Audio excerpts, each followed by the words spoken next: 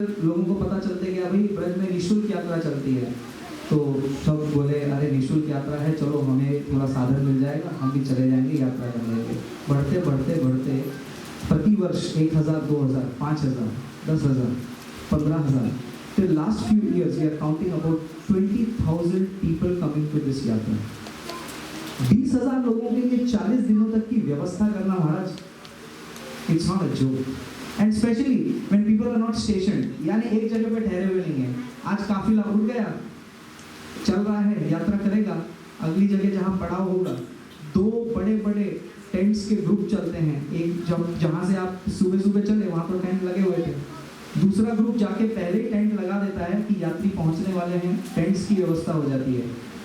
तो ऐसा नहीं है 20,000 लोग ऐसे स्कैटर्ड रहेंगे और एक दूसरे में लड़ रहे हैं, झगड़ रहे हैं। बहुत ही सुसज्जित रूप से, और पुराने इतने इतने दूर के गांव से लोग आते हैं। I have seen them myself, that's why I am telling you this.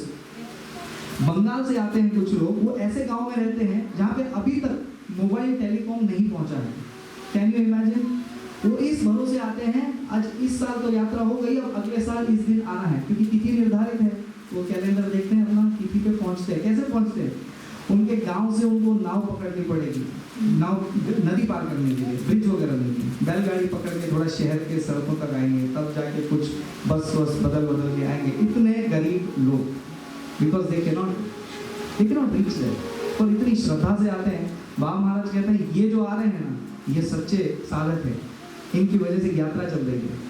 उनको बाबा महाराज ने अपने वहाँ पे जब आके लेक्चर देते हैं, बोलते हैं कि यहाँ का प्रत्येक यात्री राधा और कृष्ण का स्वरूप है।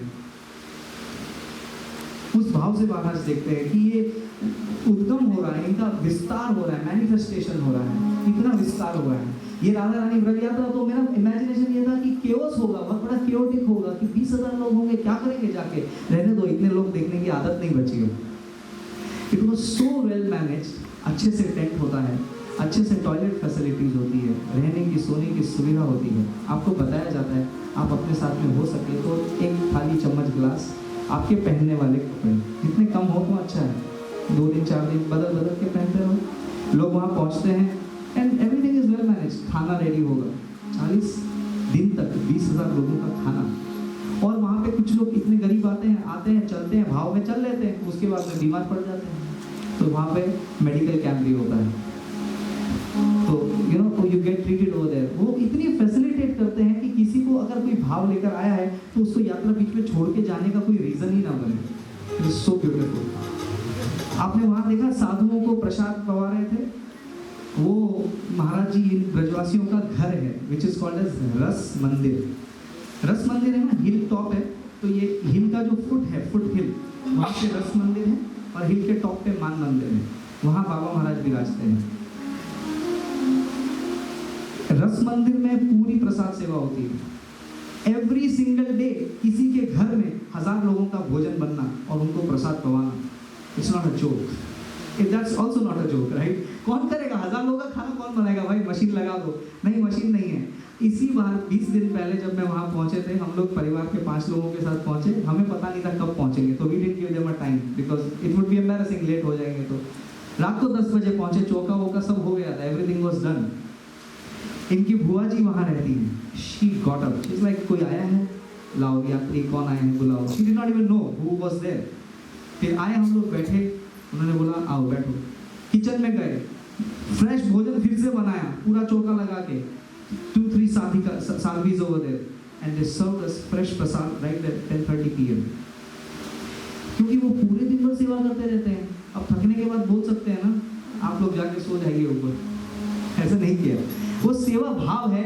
तो महाराज क्या बोलते हैं कि सेवा जो है हाथ पैर चलाने से नहीं होती है, सेवा भाव से होती है। When you are inspired from within, तो सेवा होगी आपसे। Then ये हो गया। बच्चों के लिए निःशुल्क स्कूल चलता है, रेगुलर मैथ साइंस स्टडीज के साथ में शास्त्र की विद्या, भक्ति की विद्या, शास्त्र किस तरह से बताता है, एब्सोल्युटली फ्री ऑफ कॉस्ट। बच्चों का वहाँ स्टे, उनके रहने खाने पीने, कपड़े पहनना, उनका शिक्षण अध्ययन सब कुछ होता है।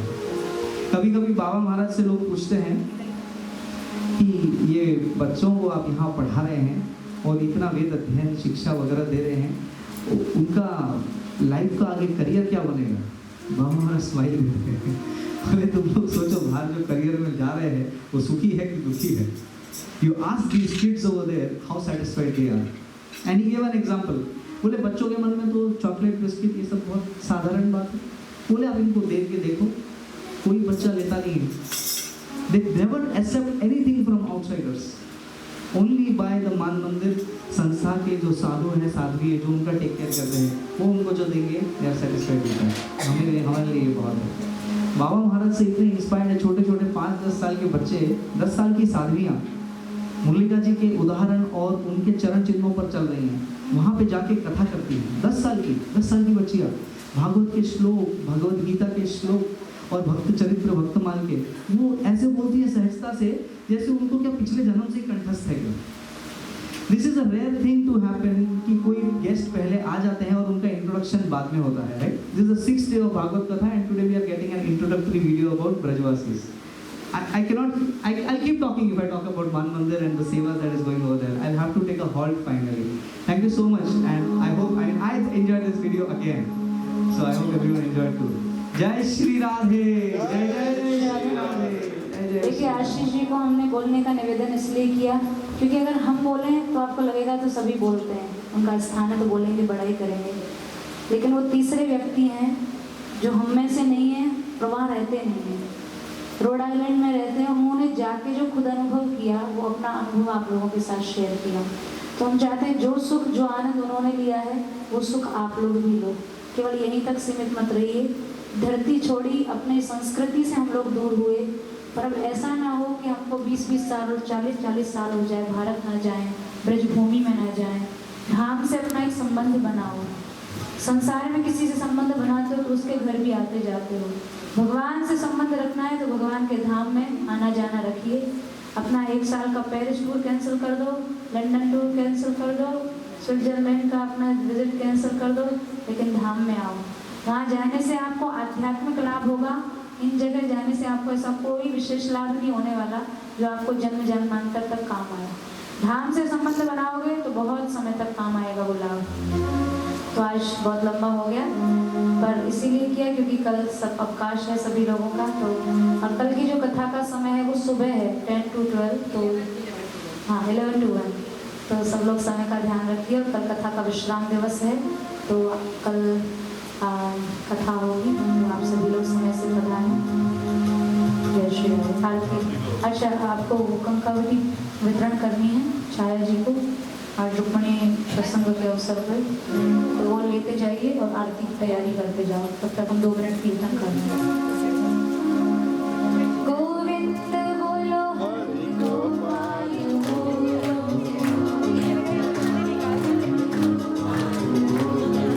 गोविंद बोलो हरि गोपाल